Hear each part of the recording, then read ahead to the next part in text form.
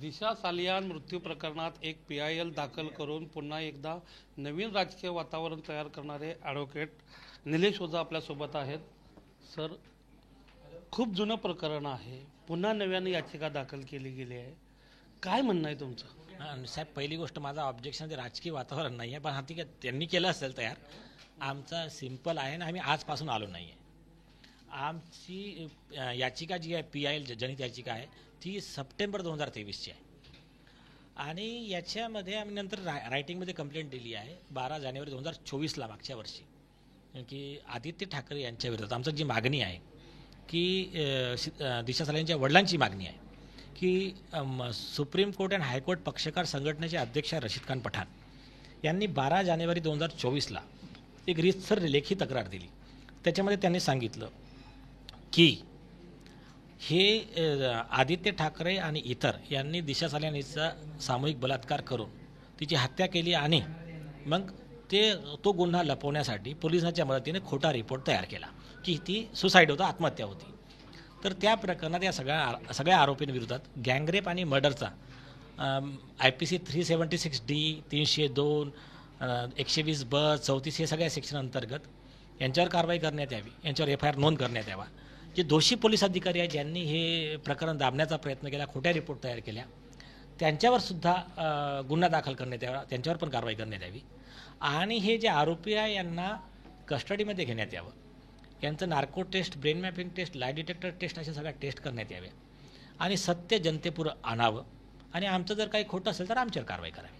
नाही, पण तुम्ही हे सगळे जे आदित्य ठाकरेपासून बाकीच्यांची नावं घेता आहात, कशाच्या आधारावर, कोणते पुरावे तुम्ही न्यायालयात सादर केले?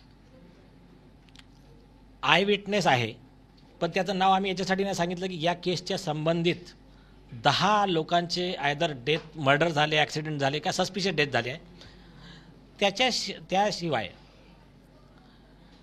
इन्व्हेस्टिगेशन रेकॉर्ड आहे नार्कोटिक्स कंट्रोल ब्युरोकडे आणि म्हणून आम्ही जे तेव्हा NCBचे जे अधिकारी होते श्री समीर वानखेडे साहेब, त्यांनी या केसच्या इन्व्हेस्टिगेशनमध्ये आदित्य ठाकरे, डिनो मोर्या, सूरज पांचोली, त्यांचे बॉडीगार्ड हे दिशा सालियानच्या फ्लॅटवर 2 ते 3 तास होते, याचे सगळे पुरावे त्यांनी कलेक्ट करून त्या फाईलमध्ये आहेत त्यांच्याकडे.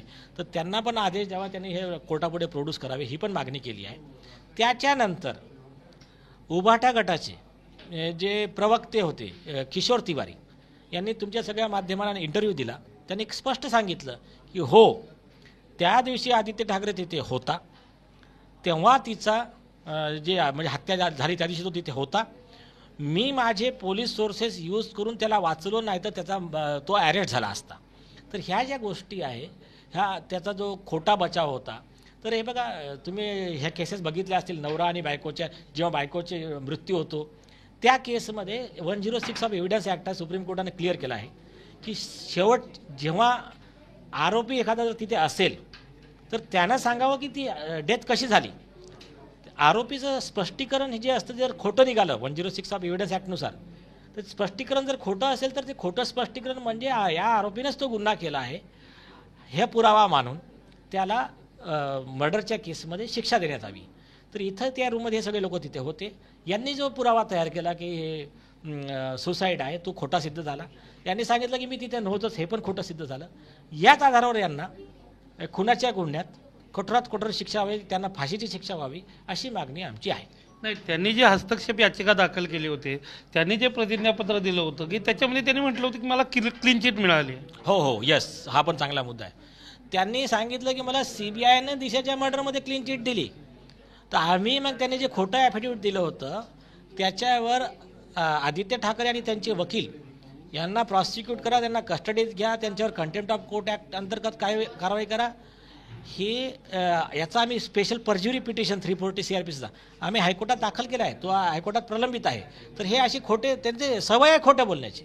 नाही, परंतु यापूर्वी ज्या वेळा हे सगळं प्रकरण सुरू होतं त्यावेळेला नितेश राणे असतील, नारायण राणे असतील, ज्या वेळेला या प्रकरणावर बोलत होते त्यावेळेला हे सालियान कुटुंब म्हणत होतं की आमच्या कुटुंबाची बदनामी थांबवा आणि पुन्हा 5 वर्षानंतर पुन्हा याचिका दाखल करते. यांना कोणतरी मोटिवेट करतंय का, असं वाटतंय का? आता सिंपल ती गोष्ट त्यांनी पूर्ण डिटेल लिहिली, 230 पानात त्यांनी सगळं एक्सप्लेन केलं आहे की कसं त्यांना रोहन राय, मालवणीचे जे काही आणि काही वरिष्ठ पोलीस अधिकारी जे होते त्या लोकांनी, या किशोरी पेडणेकरनी आणि आदित्य ठाकरेंच्या गँगनी कसं त्यांना भ्रमित करून त्यांची फक्त सही घेतली, काय तक्रारीमध्ये दिलेलं यांना माहीत नाही. आणि ती तक्रारी साधी होती. इथं कोर्टामध्ये ॲफिडेविट दिलं आहे की कसं मला भ्रमित केलं होतं आणि स्पष्ट लिहिलं आहे की जे माझी सही घेऊन जे नितेश राणे यांच्या विरोधात खोटी तक्रार दाखल केली त्याच्यामध्ये चौकशी करा आणि किशोरी पेडणेकर व सगळ्यांना खोटे पुरावे तयार करणे, साक्षीदारांना धमकावणे, टॅम्परिंग ऑफ एव्हिडन्स याची कारवाई करा ही मागणी केली आहे. नाही म्हणजे त्यांनी ज्या वेळा तुम्ही किशोरी पेडणेकरांचं नाव घेताय त्यांनी कोऱ्या कागदावर ह्यांच्या सह्या नेल्या होत्या का? नाही, त्यांनी कंप्लेंट बनवून आणली, त्यांना माहीत नाही कसं काय, तर त्यांनी फक्त इथे सही करा, तिथे सही केली त्यांनी. मला एक सांगा, अजून ह्या सगळ्या प्रकरणामध्ये तुम्ही अजून एक गोष्ट म्हणताय की एका पोलीस ऑफिसरनं स्टिंग ऑपरेशन केलं होतं, तर नक्की काय होतं? हा पण चांगला विषय आहे. Assistant commissioner of police AP निपुण जे होते त्यांनी पोलीस डिपार्टमेंटचं स्टिंग ऑपरेशन केलं. त्यांनी पुरावे गोळा केले की दिशा सालेन आणि सुशांत सिंग राजपूत प्रकरणात मर्डरला सुसाईड दाखवण्यासाठी कसं डॉक्टरला यांना मॅनेज करून पोलिसांनी कसं मिसयूज केला त्याचे सगळे पुरावे त्यांनी पेन ड्राईव्हमध्ये रिपब्लिक TVचे ते अँकर त्यांना दिलेले हे सगळे व्हिडिओ अवेलेबल आहेत. आदित्य ठाकरे म्हणत आहेत की हे सगळ्या ज्या गोष्टी आहेत ते राजकीय हेतूने प्रेरित होत आहेत आणि सगळ्यात महत्त्वाचं म्हणजे माझा याच्याशी काही संबंध नाही हे सिद्ध झालं आहे. आणि यापूर्वी राज्य सरकारनं जी SIT नेमली होती त्यांचाही असा काही ठोस रिपोर्ट आल्याचं दिसत नाही. नाही, SITनं त्याला क्लीन चिट पण नाही दिली आहे ना. आणि आमचं तर क्लिअर म्हणणं आहे बघा, ते जे बाकीचं जे झालं ते टाईमपास सोडून द्या. सुप्रीम कोर्टाचे डायरेक्शन्स आहे. ॲक्सिडेंटल डेथ रिपोर्ट जी असते अपघाताची 174 CRPCची त्याच्यात काय केलं त्याला काही व्हॅल्यू नसते लिगली. त्याच्या आधारावर आरोपी पण काही हे बचाव घेऊ शकत नाही. इवन पोलीस अधिकारी पण त्याच्यावर रिलाय करू शकत नाही. SIT पण रिलाय करू शकत नाही. पण त्याच्या व्यतिरिक्त ती रिपोर्टच खोटी होती. ती रिपोर्टच यांच्या अगेन्स्ट सगळ्यात मोठा पुरावा आहे. आणि बघा आमची मागणी आहे, कंप्लेंट दिली आहे, FIR पोलिसांना दाखल करावाच लागेल. सुप्रीम कोर्टाचे ललिता कुमारीचे गाईडलाईन्स आहे, पोलीस महासंचालक यांनी दिलेले आदेश आहे. जेव्हा दखलपात्र गुन्ह्याचं जे हे असतं, ललिता कुमारीचे आदेश झालं, प्रिया गावकरचे बॉम्बे हायकोर्टचे आदेश झाले, तर त्यांना पोलिसांना FIR नोंदवणं आवश्यक आहे, बंधनकारक आहे. समजा जर पोलिसांनी रेपच्या तक्रारीचा गुन्हा नोंदवला नाही तर संबंधित पोलीस अधिकाऱ्यावर IPC 166A नुसार 2 वर्ष तुरुंगवासाच्या शिक्षेची कारवाईची तरतूद आहे. महाराष्ट्र पोलीस अधिनियम 145 सबसेक्शन 2 नुसार 6 महिने तुरुंगवासाच्या शिक्षेची तरतूद आहे. तर असे त्यानुसार आम्ही मागणी केली आहे की त्या अधिकाऱ्यांवर जे SITचे जे अधिकाऱ्यांनी टाळमटोल केली आहे त्यांच्यावर ती कारवाई करण्यात यावी. त्यांच्या विभागीय चौकशी करा, त्यांना सस्पेन्शन, निलंबन, डिसमिसल ते करा. आणि याच्यामध्ये SITनं कन्क्ल्युजन केलं नाही, फक्त टाईमपास केला. आमचं जे लॉनुसार पहिले FIR रजिस्टर करा, इन्व्हेस्टिगेट करा, आम्ही देतो तुम्हाला पुरावे. आणि काही ठिकाणी आम्ही तुम्हाला आत्ता नाही सांगत, आम्ही मीडियाला सगळ्याला घेऊन जाऊ आम्ही तिकडे FIR दाखल झाल्यावर. तर त्याच्यानंतर तुम्ही आमची तक्रार जर खोटी असेल तर आमच्यावर कारवाई करा. त्यांची तक्रार त्यांच्या अगेन्स्ट पुरावे तर त्यांना कस्टडीत घ्या, त्यांच्यावर कारवाई करा, एवढं आमचं म्हणणं आहे. उद्धव ठाकरे साहेब ज्यावेळेला मुख्यमंत्री होते त्यावेळेला SIT नेमण्यात आली, त्याच्यानंतर त्यांचं सरकार गेलं, एकनाथ शिंदे आले आणि मग या सगळ्या गोष्टीला मग एकनाथ शिंदे असतील किंवा आत्ता फडणवीसांच्या सरकारच्या काळात तरी या गोष्टीच्या कुठेतरी कन्क्लुजनवर का SIT आली नाही? तुमचा SITवर विश्वास नाही का? SITवर विश्वास नाही आहे आमचा. हे आणि तुम्ही जे बोले उद्धव ठाकरेच्या काळात कोणती SIT वगैरे झाली नव्हती. त्यांच्या काळात हे झालं होतं की हे इन्व्हेस्टिगेशनमध्ये जो बोलेल म्हणजे त्या बिहारच्या IPS अधिकाऱ्यांनी जरी प्रश्न विचारला तर त्याला पण क्वारंटाईन करून टाकायचं. जो बोलेल त्याला एक तर खोट्या केस करा, मारा, पिटा, धमक्या द्या, जे काही हे सगळं त्यांचं तंत्र होतं. आणि ते पण याच्यात आरोपी आहेत मोठे. तर तो विषय म्हणजे उद्धव ठाकरे यात आरोपी आहेत असं तुम्हाला म्हणत? बिलकुल आरोपी आहे. 120 नुसार आदित्य ठाकरे इतकेच आरोपी आहे. आम्ही सगळं दिलेलं आहे याच्यामध्ये.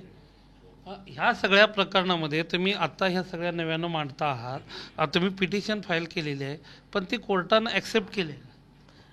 तसं नसते. पिटिशन हे असतं की आता समजा फाईल केली, कोर्टाला वाटलं पिटिशनमध्ये आत्ता हे आहे तर आत्ताच फायनल ऑर्डर देतो आणि डिस्पोज ऑफ करतो, ॲडमिशनचा विषयच नसतो. आणि काही प्रकरणात असं असतं की कोर्ट म्हणतो ठीक आहे ही ॲडमिट करून घेऊ आम्ही आणि नंतर मग रेग्युलर कोर्समध्ये हिअरिंग करू. पण ही केस थोडी वेगळी आहे. याच्यात टाईम बाउंडमध्ये करायची प्रेयर आहे, तर याच्यामध्ये ॲडमिट करून नंतर ऐकायचं हा विषय याच्यात येत नाही. या सगळ्या प्रकरणामध्ये तुम्ही एक अजून एक गोष्ट नमूद केली होती की काही जणांनी डिफॉर्मेशनच्या नोटीस देणार आहात किंवा या सगळ्या, तर कुणाला तुम्ही या नोटिसा देणार आहात आणि कुणाला दोषी मानताय? सगळ्यात पहिले आधीच आम्ही म्हणजे सुप्रीम कोर्ट अँड हायकोर्ट पक्षकार संघटनेच्या तर्फे रशीद खान पठाण यांनी आदित्य ठाकरे यांना 19,750 कोटी रुपयाचे नुकसान भरपाईची नोटीस ऑलरेडी दिली आहे, लीगल नोटीस त्यांना सर्व झाली आहे. मागच्या 1.5 वर्षापासून त्यांच्याकडे उत्तर नाही आहे, उत्तर देऊ शकले नाही. आता आम्ही त्यांची प्रॉपर्टी अटॅच करणं, रिकव्हरीसाठी आम्ही त्याच्यावर सूट दाखल करणार आहोत. आता जर ते किशोरी पेडणेकर असतील किंवा संजय राऊत असतील किंवा कोणी असतील, तर हे असे आरोप करत असतील की आम्ही स्पॉन्सर्ड बाय कोणातर्फे आहोत आणि आम्ही कोर्टात आलो आणि हे चुकीचं आहे, तर आम्ही आमचं पण लीगल टीम काम करते, ज्याच्यावर शक्य आहे आम्ही त्यांच्यावर डिफामेशनच्या केसेस फाईल करू.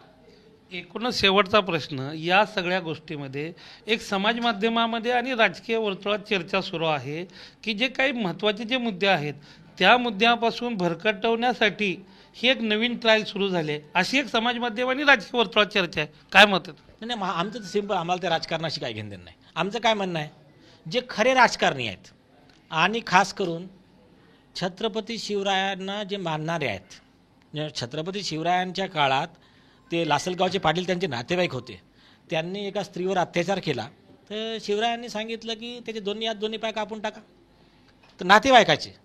तर जे काही छत्रपती शिवाजी महाराजांना मानणारे आहेत, आमच्यासारखे जे काही शिवभक्त आहेत, त्यांनी फक्त एवढीच मागणी करावी, याच्यात इन्व्हेस्टिगेशन करून टाका, जो चुकीचा असेल त्याच्यावर कारवाई करा, आमची तक्रार खोटी असेल तर आमच्यावर कारवाई करा. याच्यात राजकीयाचा प्रश्न आमच्यातर्फे कोणताही नाही आहे, कारण आम्ही रेग्युलर करत आहोत. तुम्ही एक बघा, ते असे भ्रमित कसे करत आहेत. आमची फेब्रुवारीमध्ये हिअरिंग झाली, तेव्हा कोणतं अधिवेशन कोणतं काय होतं, काही याचं राजकीय काही घेणं नाही आहे. आम्ही सप्टेंबर 2023मध्ये टाकलं, नंतर SITकडे गेलो, नंतर हे जे काय आमच्यातर्फे राजकीय नाही आहे. ज्यांना राजकारण करायचं असेल ते पण अशा विषयात राजकारण त्यांनी करावं. आणि हे म्हणजे लोकाला कसं मिसगाईड करतात. राजकारण हे नसते की एखाद्या पिढीचे पिता जेव्हा येतात तेव्हा त्याला सांगायचं की तुम्ही कोणाच्या तरी दबावाखाली येऊन तक्रार करतायत, याला राजकारण नाही म्हणत, याला इमानदारी नाही म्हणत. हे ॲक्च्युली हे राजकारण आहे. आणि जर एखादा व्यक्ती आला आणि एखादा ऑनेस्ट राजकारणी असेल, फेअर पर्सन असेल, ज्युडिशियस पर्सन असेल, तर त्या राजकारणी त्यांनी काय म्हणायला पाहिजे की ठीक आहे, चौकशी होऊन जाऊ द्या, जो दोषी असेल त्याच्यावर कारवाई करा, बस, सिंपल, एवढंच आहे आमचं म्हणणं.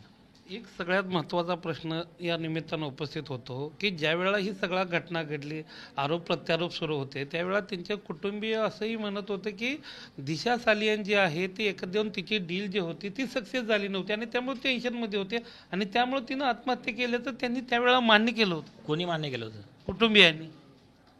ते सगळं त्याचं आत्ताच एक्सप्लेनेशन दिलं आहे मी.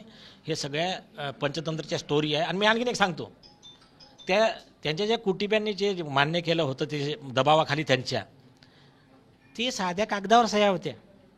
हे ॲफिडेविट आहे, शपथपत्र आहे उच्च न्यायालयापुढे. आता तुम्ही समजून घ्या बाकी काय गोष्टी आहे. आणि मला सांगा, हे सगळं एवढं राजकारण, एवढं टाईमपास करण्यापेक्षा हे दिशा सालियांच्या केसची पेपर मागितले म्हणून ते IPS विनय तिवारीला डिटेन्शन का केलं बाबा तुम्ही? जर तुमचं याच्यात काही नव्हतंच. आणि जेव्हा पोलीस टीम जेव्हा याचा ॲक्सिडेंटल डेथचा इन्क्वायरी करते तेव्हा स्पेसिफिक नियम 174 हे 76 CRPC त्याचे आम्ही याच्यात केसला जोडली आहे. त्याची इन्क्वायरीची रिपोर्ट त्याच्या पॅरेंटला द्यायला पाहिजे, त्याच्या पॅरेंटच्या समोर हे तपास करायला पाहिजे. मग त्याची रिपोर्ट गायब का करून ठेवली, तुम्ही दाबून का ठेवली? आणि बिहार पोलिसाला सांगितलं काही की म्हणे फाईल डिलीट झाली आहे. तर हे जे त्यांच्या गोष्टी आहे ना, हे तुम्हाला म्हणजे त्यांचं राजकारण काय आहे, त्यांचा दुष्ट हेतू काय आहे, आरोपीला वाचवण्यासाठी कसे कसे पैत्र ते वापरत आहे हे तुम्हाला कळून येईल. शेवटचा प्रश्न, तुम्ही जे पुरावे दिलेले आहेत ते न्यायालयीन कसोटीवर तग धरतील असं वाटतंय तुम्हाला? आमच्यामध्ये 200% तग धरतील. आणि तुम्ही ना हे म्हणण्यापेक्षा सगळ्या लोकांनी एकदा ती पिटिशन पूर्ण बघावी. प्रत्येक गोष्टीच्या हा आरोप आहे, हा पुरावा आहे, हा पुरावा मानावाच कसा लागतो हे सुप्रीम कोर्टचं जजमेंट आहे. अशी पिटिशन बनवली आहे 230 पेजची, एकदा तुम्ही वाचून घ्या. एकूणच या सगळ्या प्रकरणामध्ये आम्ही जे 230 पानाची जे याचिका दाखल केलेली आहे आणि ती या सगळ्यांना दोषी सिद्ध करण्यासाठी सफिशियंट असल्याची भूमिका जी आहे ती या ठिकाणी ॲडव्होकेट ओझा मांडताना दिसतात. मंगेशसह गोविंद तुपे, G24 तास, मुंबई.